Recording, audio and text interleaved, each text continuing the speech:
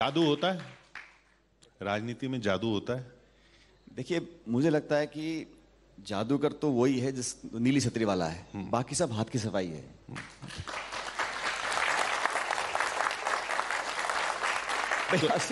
जो ऊपर वाला है वो तो कर सकता है, बाकी जो हमें दिखता है वो तो हाथ की सफाई होती है ना। यहाँ के जादूगर जो हैं जिन्होंने आपको परेशान कर रखा है, उनसे डर नहीं है? मैं किसी से परेशान नहीं होता और ना परेशान होना चाहिए।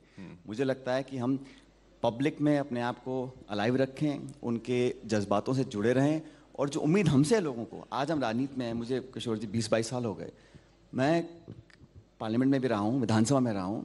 लोगों की उम्मीद होती है कि भाई हम आपको समर्थन करेंगे तो आप हमारे ये फला फला काम होंगे, हमको उम्मीद बनती है आगे भविष्य के लिए।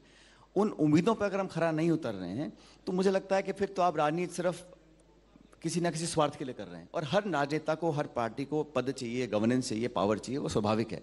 लेकिन उससे हम करते क्या है? अगर पब्लिक हमारे कामों से खुश होती तो हमको आके समर्थन देने का ही तरीका है। पब्लिक में आप नारे लगाओ, ताली बजाओ, लेकिन जब तक बटन नहीं दबाओगे तब तक समर्थन नहीं है। तो वोट लेना, पब्लिक के बीच में जाना, और जनाशीर्वाद का अलग अलग उसकी परिभाषा हो सकती है, लेकिन मैं मानता हूं एक प्योर पॉलिटिकल पर्सन के नाते कि जनभावना हमारे साथ है कि नहीं है, उसका एक ही टेस्ट है, और वो बैलेट बॉक्स। जब ईवीएम बटन दबता है तो आशीर्वाद है, अदरवाइज तो आप मन बहलाने के लिए ख्याल अच्छा है गालिब, कुछ भी आप कहते रहो, बोलते रहो। आपकी बातों से ऐसा लग रहा है कि इस बार खतरा है ईवीएम में बटन ना दबे। नहीं, मैं कह रहा हूँ, मैं चाहता हूँ कि राजस्थान, मध्य प्रदेश, छत्तीसगढ़, इवन तेलंगाना में हम लोग परफॉर्म करें, क्योंकि आप जानते हैं 4 महीने बाद लोकसभा चुनाव है। एंड हम लोग अगर स्टेट्स में नहीं जीतेंगे तब लोकसभा चुनाव में हम कैसे इंडिया को हरा पाएंगे? ये बहुत बड़ा विषय है, और मुझे लग रहा है कि हम कर सकते हैं, पॉसिबल है। क्योंकि मैंने कहा ना, हिमाचल में हम लोग कॉन्फिडेंट नहीं है आप?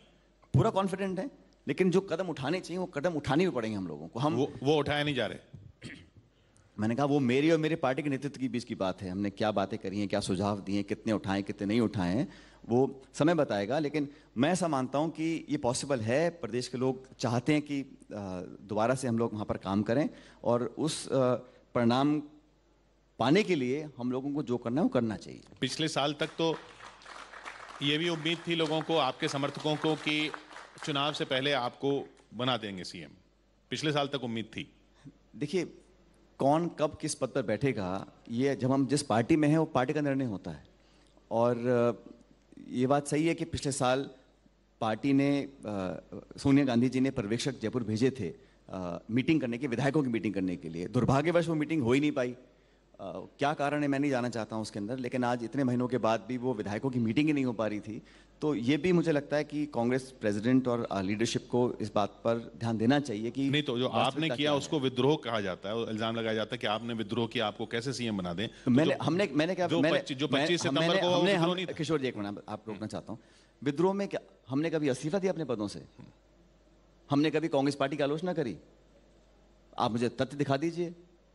लेकिन जब इतने लोग इस्तीफा दे रहे हैं और स्पीकर साहब एफिडेविट दे रहे हैं हाईकोर्ट में कि मैंने इस्तीफे अस्वीकार इसलिए किए क्योंकि वो स्वेच्छा से नहीं दिए गए थे, तो किसकी इच्छा से दिए गए थे? फिर क्या दबाव था, प्रलोभन था, प्रेशर था, क्या था? ये तो जांच का विषय है, पार्टी को करना चाहिए जांच इसके बारे में। मैंने दिग्विजय सिंह जी से बात की कि आप राजस्थान कैसे जीतोगे, वहां पे तो पायलट जी और गहलोत जी के बीच में इतने डिफरेंसेस हैं। तो उन्होंने कहा कि पायलट जी के पास अगर कोई शिकायत है तो उनको डिसिप्लिनरी कमेटी में आना चाहिए।